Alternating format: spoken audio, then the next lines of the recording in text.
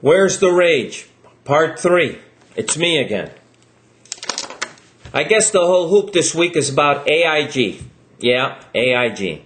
The other point I wanted to bring was the comedian. It took a comedian, a guy named Jon Stewart, it took a comedian to expose the financials for what they're doing. Let me say that again. It took a comedian, not the 600 channels that we have on TV that give us news, and more news. Everything from, Britney broke her toe to Michael's going back on concert. It took a comedian, like in the old days when a playwright would have to write a comedy to criticize the king. It's incredible. The AIG thing, they're giving themselves bonuses. Am I surprised? They come and tell me that the reason they have to give themselves those bonuses is because there's a contract.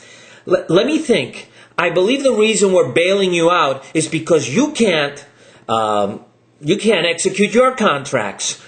All your contracts, you sort of defaulted on them. So guess what? I got to come rescue you so you can pay the guys who you made a contract with to say that you were going to pay them. So now you come tell me that the reason you got to give yourself a bonus. Am I talking too fast? The reason I got to give myself a bonus is because I don't want to break a contract. How many times are they going to slap us? I'm going to say that again. How many times are they going to slap us? I mean, there's a thought in this country that the private sector can take care of everything. Hello? Private sector. The private sector. What happened with that great idea to privatize our Social Security? Let me tell you, the party that just lost the election are happy they're alive. They should be cheering. They should be pinching themselves every day, I'm alive, because they had the great idea of wanting to privatize Social Security. They should be glad that that little idea was dead on arrival. Because if they would have privatized Social Security, they'd be hunting them down the streets like right out of Julius Caesar, Shakespeare's play, These are honorable men. And so they'd be hunted down, people.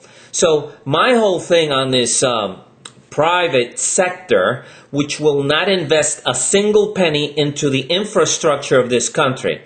Let me bring this to your attention. They will not invest a single penny into our infrastructure for this simple reason.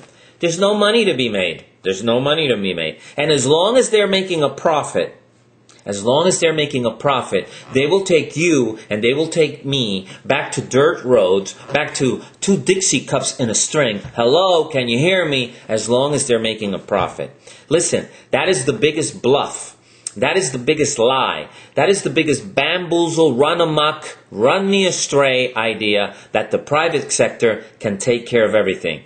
Where I'm at now is because the private sector, who took my 401k, who took my pension, and went to the casino to play on me, the little guy, and then gave themselves their sweet bonuses and walked away and let me holding the bag, that's where the private sector is. Listen, I believe in capitalism. I do. Beautiful idea. But it needs to be fair. It can't be run by banksters or gangsters or any kind of other individual. Does anybody police these agencies? Oh, no, it's free market. Oh, it's great. Ba, ba, ba, ba, ba, ba.